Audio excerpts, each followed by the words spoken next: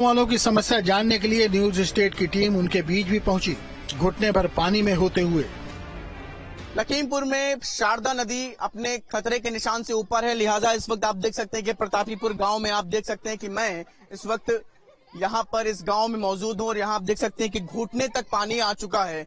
लोगों के घरों में पानी है। आप देख सकते हैं कि मेरे ठीक पीछे ये जो घर है, लोगों के घरों में पानी किस तरह से आ चुका है। लोगों के जो मवेशी हैं, जो गाय भैंस है, जो लोग पालते हैं, उनकी भी स्थितियां आप देख सकते हैं कि पूरी तरीके से जानवर भी पानी में डूबे हुए नजर आ रहे हैं। अब मैं प्रयास करूंगा कि जिन लोगों के घर पानी में पूरी तरीके से डूब चुके हैं उनसे बातचीत करने का और उन तक पहुंचने का। जिस हिसाब से आप देख सकते हैं कि पानी का जलस्तर यहाँ पर तेजी के साथ बढ़ा है और अभी फिलहाल लोगों की जो हमने कुछ लोगों से बात की थी तो फिलहाल अभी किसी भी तरह से यहाँ पर राहत मिलती नजर नहीं आ रही थी।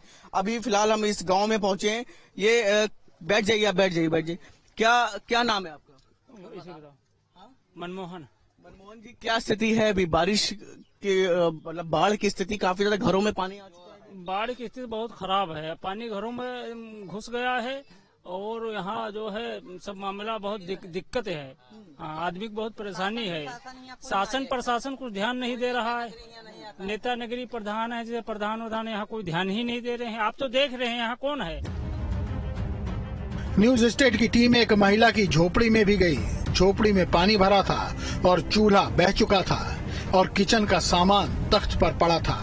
अपनी स्थिति बताते हुए महिला भी भावुक हो गई। स्थितियां आप घर के भीतर की भी मैं आपको एक बार दिखा दूं कि घर के भीतर क्या स्थितियां हैं। ये देख सकते हैं आप कि पूरी तरीके से घर जलमग्न है। घरों में बिल्कुल भी कहीं पर भी बैठने की इस जगह नहीं बची है। घरों में पूरी तरीके से पानी भर चुका है और ये देख सकते हैं आप, तखत है, किचन है, लोग कैसे इसमें रह रहे हैं इस जल भराव के बीच में।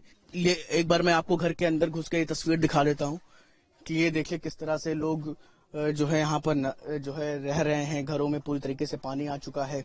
हमारे साथ जिनका ये घर है और घर में कैसे वो तमाम चीजों को कर पा रही हैं, मैनेज कर पा रही हैं, उनसे हम बात करते हैं। क्या नाम है माता जी आपका?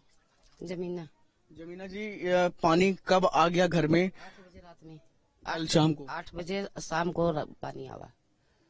आज तब से पूरी तरीके से पानी भरा है, सब भरा है पानी 8 बजे रात से आज। तो घर में ये जो मैं देख पा रहा हूँ, किचन के रसोई घर के तमाम बर्तन कुछ नहीं बना पाया, खा पाया, कुछ भी नहीं हो पाया। कुछ नहीं। ऐसे परे मुखे भी कुछ राहत सामग्री या कुछ ऐसा पहुंचा अभी तक आपके पास? कुछ नहीं। आप भावुक हैं? खाना पानी आंसू दिख रहा है? कुछ नहीं, खाना पानी, लड़का सब भूखे हैं। कितने बच्चे हैं आपके? बच्चे 4-5 रहे। बिटिया उधर से आने हैं, लड़का है सब कबाब बंधा पर बोला हुआ पटा। अब आपको दिखाते हैं कानपुर में गंगा का नजारा, जहां तेजी से गंगा का जलस्तर बढ़ रहा है। गंगा बैराज के सारे गेट खोले जा चुके हैं और नरौरा से 1.22 लाख क्यूसेक पानी डिस्चार्ज किया गया है। कानपुर में गंगा का जलस्तर लगातार बढ़ता जा रहा है। गंगा का बढ़ता जलस्तर गंगा किनारे रहने वाले लोगों के लिए चिंता का सबब बन रहा है। दरअसल पीछे से बहुत बड़ी मात्रा में पानी आ रहा है, जिसकी वजह से गंगा बैराज के सारे गेट खोल दिए गए हैं। पानी को लगातार आगे बढ़ाया जा रहा है।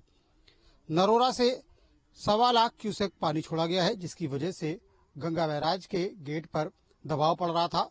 पानी की मात्रा बहुत ज्यादा हो रही थी। यही वजह है कि इसके सभी गेटों को खोल दिया गया है और गंगा का प्रवाह क्षेत्र जो पिछले कुछ दिनों में सिकुड़ा हुआ नजर आ रहा था, अब यह प्रवाह क्षेत्र काफी बड़ा और विशाल नजर आ रहा है।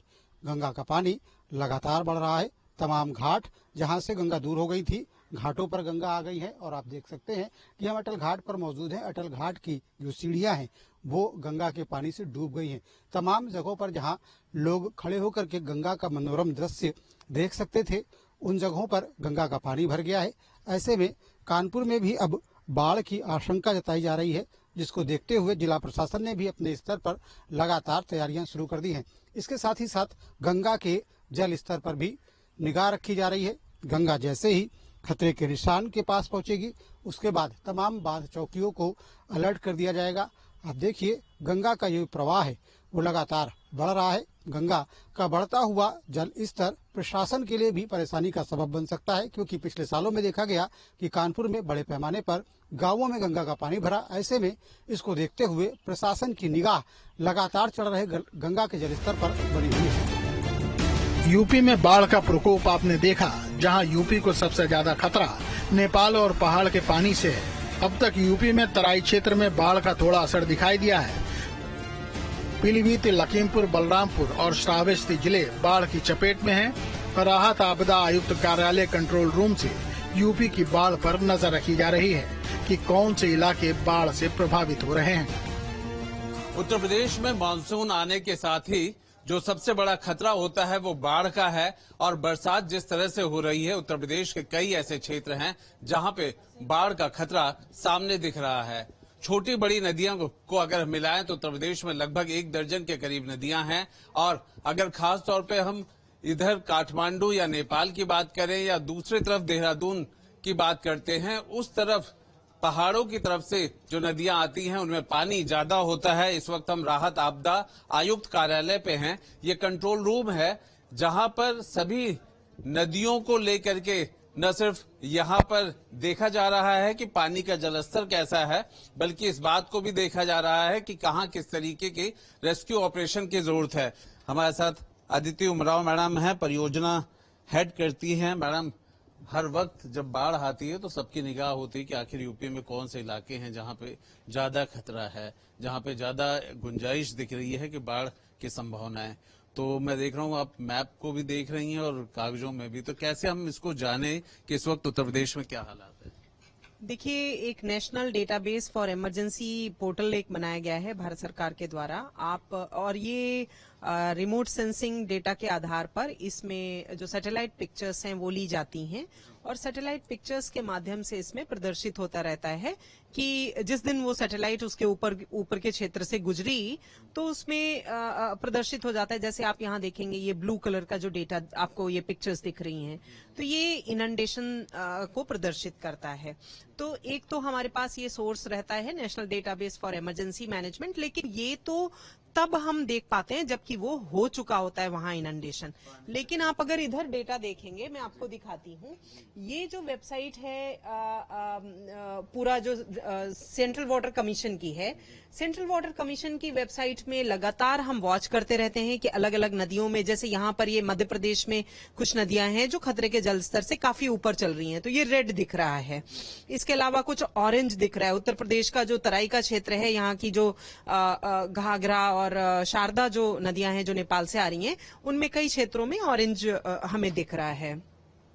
सो ये हमें रियल टाइम स्थिति बता रही होती है कि इस समय नदी की जलधारा में कितना पानी है। इसके अलावा ये देखें, यदि आप साइट, तो ये नेपाल की साइट है। हमारे यहाँ जो उत्तर प्रदेश में ज्यादा पानी जो आता है वो नेपाल के और उत्तराखंड के क्षेत्र से अधिक आता है, अगर वर्षा से अतिरिक्त पानी आ रहा है।